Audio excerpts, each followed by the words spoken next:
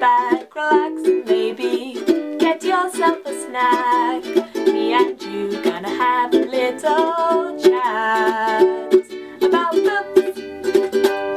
Hey guys, so I'm here today to talk about 3 books I would consider YA fantasy books and let you know what I thought of them. So it was quite a mixture. There was one I was not a big fan of, one that was kind of middle of the road, quite likeable, and one that I really enjoyed. So the 3 books I'm going to talk about are Windwitch by Susan Dennard. The next one I'm going to talk about is To Kill a Kingdom by Alexandra Christo, and the final one I'm going to talk about is Shadowblack, which is by Sebastian de Castell. So let's start off with Windwitch, which unfortunately I did not love. It's an interesting read. It's the sequel to Truthwitch, and I actually really enjoyed Truthwitch when I read that one. But Windwitch was a little bit more of a hit and miss book for me. I think because we diverge into lots of different characters for Windwitch, and we do have multiple characters in the first book, but for me they were more interesting than in the second. I found that there were a couple of storylines and characters that I just didn't really connect with that much. There were some really interesting moments on various stories, but I just didn't think the whole thing came cohesively together for me. The characters who we are mostly following include Merrick, the brother and prince who comes back from something no one ever expected him to come back from. Safi, who is the girl many of them are hunting for. She is a key character in book number 1. We have Isuit and Aedwan, who are together for a lot of this book. They are also hunting down Safi for various reasons, and they have actually sort of formed a sort of partnership. They don't really like each other, but they're kind of in a working partnership for the moment, and they are a Thread Witch and a Blood Witch. And we have the Empress of Marstock, who is a leading character as well. And finally we have Vivi, who is taking on a leadership role and trying to govern over a country who doesn't really want her in that leadership role. She's also trying to keep secrets, and she's trying to figure out a lot about herself, where she wants to fit into the society and how she wants to change things as she becomes a ruler. So for me personally, I found that Vivi's storyline was the most interesting. I just did not like Merrick's storyline that much. He was a bit boring. Even though a lot of action-packed things happened to him in his story, I just didn't find him that exciting, which is a real shame because, yeah, like I say, a lot of interesting stuff does happen, but something about him just irritated me as a character. He just wasn't that compelling. Safi was also someone who I just could take or leave. Even though she's the main focus of book 1, I actually really enjoyed her in book 1. I don't think I liked her very much in book 2. She just bored me a bit. Isuit's story and Aedwan's story when they're together was quite intriguing because they have a really interesting dynamic. They were hunting one another in book 1, they were enemies, and now they're forced to work together because of the circumstances they end up in, and it's quite interesting to see the dynamic and how that shifts over the course of the book. Overall, I think the pacing of this was quite a slow one. It was quite a ploddy book. It took a while to build up to where it was going, but there were certain threads that kept me intrigued, so I ended up giving it a 2.5 out of 5 stars. It was okay, and that's just about as middle of the road as I can go. It was okay, it was likeable at times, it was a bit annoying at times, it was okay. So not the best of reviews. Not sure if I want to carry on with the series or not. There is some interesting romance that I really like, and there are some moments that were good, but just, yeah, not enough of it captivated me, and I was finding it a bit of a struggle. So do let me know if you think I should continue, but for me personally, I'm not sure I will.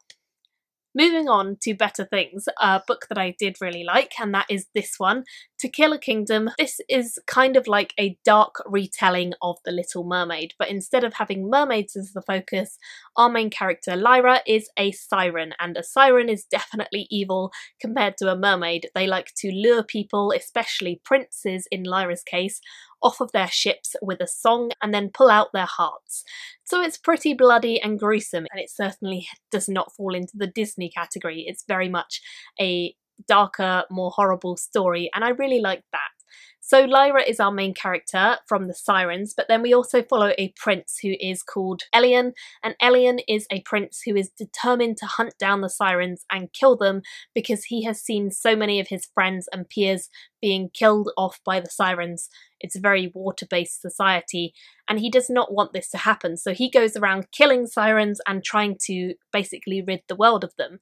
However, Of course, the two of them end up meeting, and that's where the story really begins, and we get to see their insight into both sides of the argument about sirens and their nature and princes and whether they should just be allowed to live. There's also quite an adventure in the story as well, which was quite cool to see, and luckily Lyra does not really depend on romance as the focus of the story, although it is there in the background. There is a romantic element. It's not the focus entirely, it's certainly a major part in the later half, but there is a real adventure going on too. So for me, I gave this a 3.5. I thought it was a very solid read. It definitely kept me excited and I enjoyed it, but I did find that it was one of those reads that's a little bit forgettable as well. So once you've read it, you kind of are just left with the impression of like, oh, that was good fun, and that's it. So I did like it. I do think it's a lot of fun, particularly if you read YA and you enjoy a retelling of a fairy story, then this may be perfect for you. And the final one I have to talk about is Shadowblack by Sebastian de Castell. This is the second book in a series, so it follows on from Spellslinger, which I have already reviewed and I certainly enjoyed. However, I enjoyed Shadowblack a lot more than I enjoyed Spellslinger, and I felt like it was a really strong step up from book one. So I'm certainly happy that I am continuing the series. This one is a continuation of the story of Kellen, who is a spellslinger. He lives in the Jantep world and he is one of the Jantep, but the Jantep world is all about magic, and for various reasons, mostly from the last book in the series, our main character Kellen does not really possess an awful lot of magic.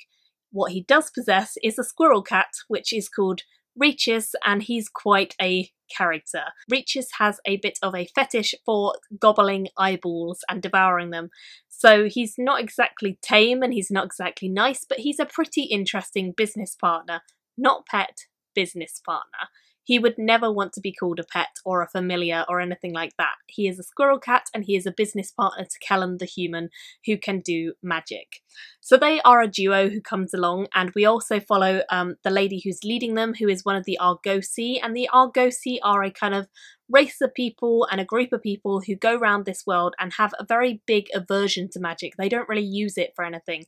They instead exist by using tricks and sleight of hand and illusion, and they can get through this world, which is very magically based, by doing intricate illusions.